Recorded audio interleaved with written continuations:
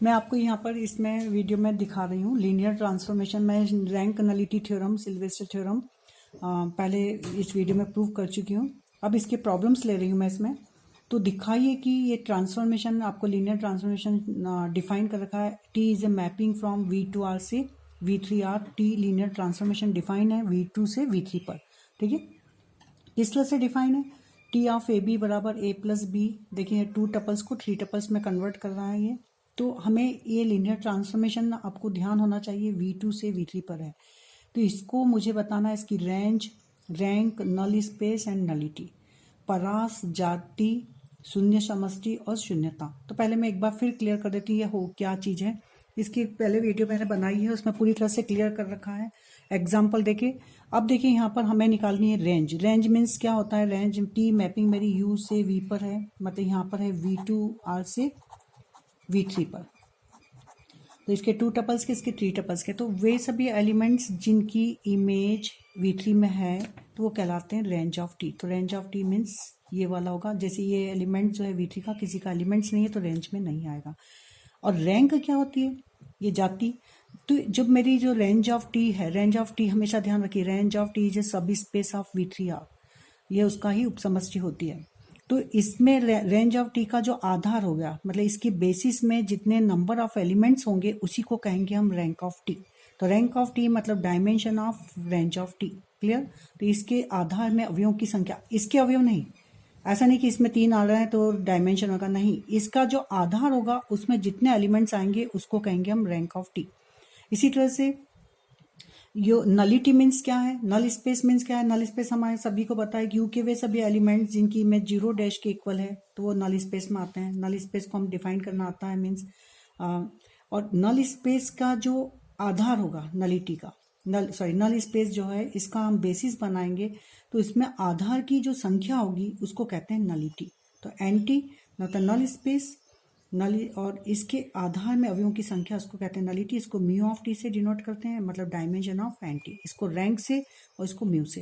तो ये तीनों चारों चीज आपको क्लियर। रेंज मतलब ये RT, जाति मतलब इसके आधार के अवयवों की संख्या, इसके बेसिस के नंबर ऑफ एलिमेंट्स।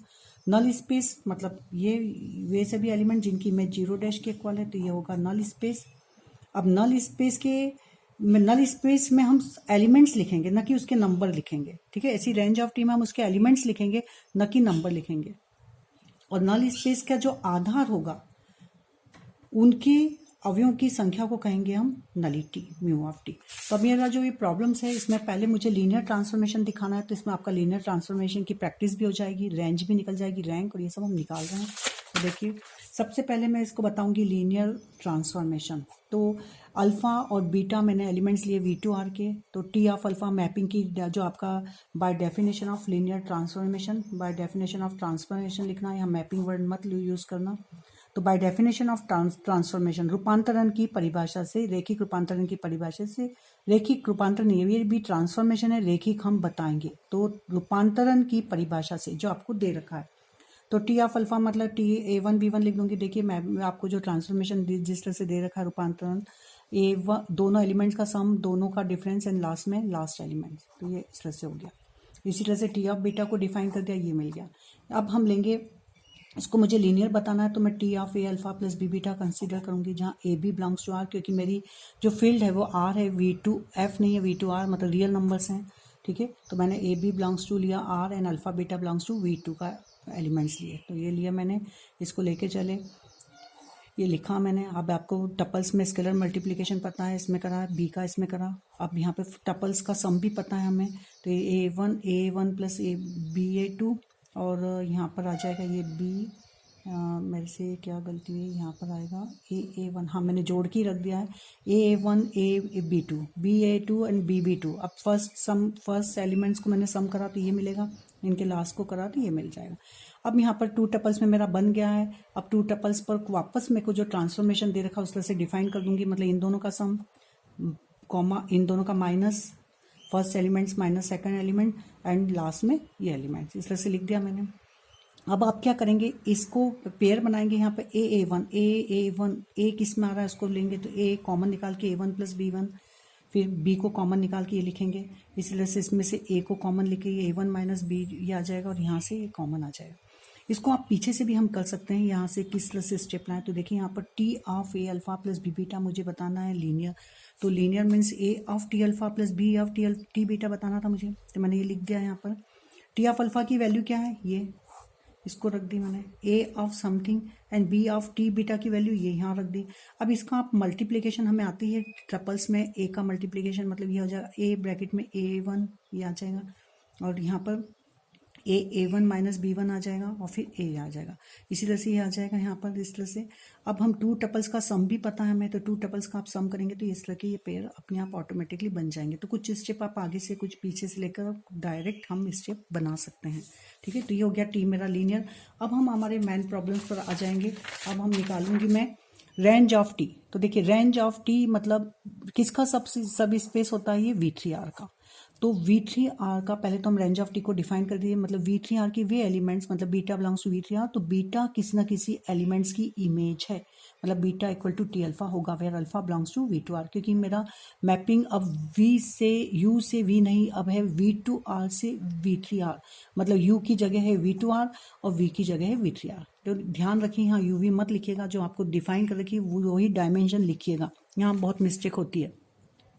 अब हम जानते हैं यहाँ पर कोई बेसिस नहीं दी होगी, पर मुझे V2 की स्टैंडर्ड बेसिस मानक आधार मालूम है, इसका मानक आधार होता है 10 एंड 01, क्लियर। तो इसका अगर कोई मैपिंग मेरी V3 दे रखी है तो उसकी स्टैंडर्ड बेसिस लेके चलेंगे, जो भी आपको दे रखा उसका आप मानक आधार ले लेंगे। तो we know that 10 and 01 is the standard basis of V2R, और उसके बाद में आपके जो इसके आधार हैं, मतलब यहाँ T alpha equal to beta, तो मुझे एक्चुअल में इसके एलिमेंट्स चाहिए। तो यहाँ टी ऑफ 10 को डिफाइन करा मैंने, टी ऑफ 10 डिफाइन हो जाएगा आपका 1 + 0 मैप आपकी ट्रांसफॉर्मेशन की डेफिनेशन से ये आ जाएगा। टी ऑफ 01 को भी डिफाइन कर लिया, ये एलिमेंट्स आए। अब ये जो दोनों एलिमेंट्स हैं, ये इमेज, ये T of alpha equal to beta, तो बीटा किस में बिलोंग्स होगा, V3R। 3 ट्रिपल्स में बन गया तो ये बिलोंग्स टू V3R। ये V3R में नहीं, यहाँ पर ये चलेगा, ये आ जाएंगे एलिमेंट्स, क्योंकि किसी ना किसी की इमेज है, तो ये किस में आ जाएंगे, रेंज ऑफ टी में, clear. This also belongs to range of T, क्योंकि इसकी इमेज ये है, मतलब RT में आ गया। तो ये वाले जो एलिमेंट्स हैं हम लिख सकते हैं कि V3R जनरेटेड बाय ये 110 और 1 - 10 से जनरेट हो रहा है, क्लियर। तो यहाँ पर मेरे से 1 लास्ट एलिमेंट्स क्या है, यहाँ पर 1, तो यहाँ पर आएगा शायद 1 आएगा, क्योंकि मैपिंग की डेफिनेशन में हमें दे रखा था B1, मतलब यहाँ पे 1 आएगा तो ये भी 1 आ जाएगा। तो यहाँ पर hence V3R generated by this elements. अब जनरेट तो हो गया, मुझे इसका आधार बताना है। तो आधार के लिए पहला तो हम बताते हैं इससे जनरेट हो, दूसरा बताते हैं लीनियरली इंडिपेंडेंट होना चाहिए। तो फर्स्ट चीज़ तो हो चुकी है, सेकंड अब हम बताएंगे ये दोनों जो एलिमेंट्स हैं, ये RT के क्या बता दूंगी मैं, लीनियरली इंडिपेंडेंट, रेखिक स्वतंत्र। तो उससे क्या हो जाएगा, उससे ये हो जाएगा कि ये इसका डायमेंशन बन जाए, सॉरी ये इसका 110 एंड 1 - 10 RT की क्या बन जाएगी, RT का बन जाएगा बेसिस, आधार। तो हम दिखाएंगे कि 110 एंड 1 - 11 बिलोंग्स टू V3R जो है ये लीनियरली इंडिपेंडेंट है, रेखिक स्वतंत्र। तो रेखिक स्वतंत्र के लिए हमें एक लीनियर कॉम्बिनेशन को इस 0 के इक्वल लेना पड़ता है। तो मैंने लिए 2 scalar x and y belongs to R लिए मैंने, और लीनियर कॉम्बिनेशन बनाया इन दोनों के साथ, और इसको 0 0, यहाँ का 0 एलिमेंट्स V3R का ट्रिपल 0 में आएगा। ध्यान रखिए यहाँ 0 मत लिख दीजिएगा, क्योंकि इसके एलिमेंट्स है तो इसी का 0 एलिमेंट। अब इनमें मैंने सम करा अंदर, तो यहाँ आ जाएगा x 0, इधर y - y 2 टपल्स का सम, तो टपल्स के सम से ये आ जाएगा। इसका मतलब 2 टपल्स इक्वल होते हैं, मतलब कॉरस्पॉन्डिंग एलिमेंट्स को इक्वल बताएंगे। तो x + y = 0, x - y ये मिला, ये इंप्लाइज करा y = 0, y = 0 मैंने यहाँ रखा, तो ये x = 0। तो x भी 0 एंड y भी 0, मतलब ये जो स्केलर मैंने यूज़ करे हैं ये दोनों, ये क्या है, दोनों स्केलर यदि 0 आ गए तो आप बहुत अच्छी तरह से समझते हैं, तो ये रेखिक स्वतंत्र हो जाएगा। तो दिस वेक्टर्स जो है V3R के, ये रेखिक क्या हो गए, स्वतंत्र, रेखिक स्वतंत्र हो गए। इसका मतलब क्या हुआ, तो यहाँ पर RT के ये वाला जो सेट है ये बनाएगा is a basis of RT, तो ये हो जाएगी hence this is a basis of RT, तो ये इसका आधार हो जाएगा। और यदि ये आधार हो जाता है तो इसी का डायमेंशन, इसलिए नंबर ऑफ एलिमेंट्स क्या होते हैं, nullity, sorry rank of T। तो we know that rank of T बराबर डायमेंशन ऑफ RT, इसके नंबर ऑफ एलिमेंट्स कितने, 2, तो रैंक ऑफ T निकला मेरा 2। अब नलिटी हम निकाल लेंगे, क्योंकि नलिटी ऑफ टी बराबर होता है डायमेंशन ऑफ यू की जगह V2 आ रहा है तो dimension of you minus dimension of R T, dimension of V2R का जितना उसके टपल्स का होता है ये 2, जैसे VNR का डायमेंशन n होता है, n से अधिक नहीं हो सकता, इसी तरह से V2R का जो डायमेंशन है 2 टपल्स तो 2 से अधिक नहीं हो सकता। तो इसकी स्टैंडर्ड बेसिस मैंने ले ही रही थी, उसके नंबर ऑफ एलिमेंट्स कितने थे 2, तो 2 माइनस इसका कितना हो जाएगा ये हमने बता दिया 2, तो 2 माइनस 2 इक्वल टू 0, मतलब नलिटी ऑफ टी आ गई मेरी 0 कि मतलब नल स्पेस के डायमेंशन में 0 एलिमेंट्स हैं, कोई एलिमेंट्स नहीं है, उसका नंबर ऑफ एलिमेंट्स 0 हो जाएंगे। अब हम बताएंगे नल स्पेस मतलब ऐसे एलिमेंट जिनकी इमेज 0 के इक्वल है, और यहाँ का 0 मतलब 000 एलिमेंट 30000 होगा। तो मैं एक आर्बिट्रेरी एलिमेंट्स लूंगी, A B belongs to an T, तो टी मैपिंग को डिफाइन, आपका ट्रांसफॉर्मेशन डिफाइन कर दूंगी टी ऑफ ए बी बराबर ये, क्योंकि वे सभी एलिमेंट्स नल स्पेस में आएंगे जिनकी इमेज V3R के 0 एलिमेंट्स के इक्वल हो, तो ये होगा, ये हम by definition of null space ये इस तरह से लिखा।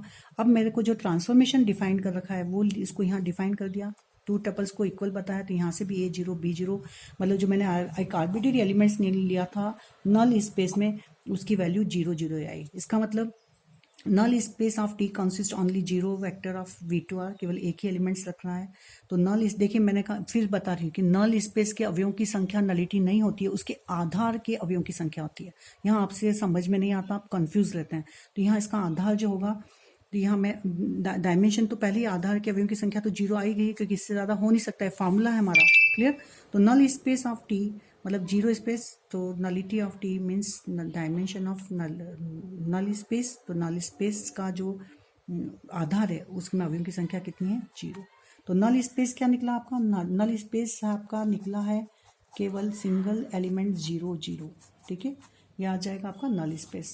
और इसके अवयवों की संख्या नहीं लेनी है, फिर बताइए इसके बेसिस के अवयवों की संख्या होती है नलिटी ऑफ टी, जो कि मैंने इस फॉर्मूले से दिखा दिया। तो यहाँ पर मैंने नल स्पेस ये सब निकाल चुकी हूँ। अब मैं नेक्स्ट जो टॉपिक बनाऊंगी वो डायगोनलाइजेशन मैट्रिक्स के उस पर रहेगा। तो प्लीज़ वीडियो ने जिसने सब्सक्राइब नहीं है करते रहिए, मैं अभी आज दिन भर में आपकी 5-6 वीडियो अपलोड करूंगी।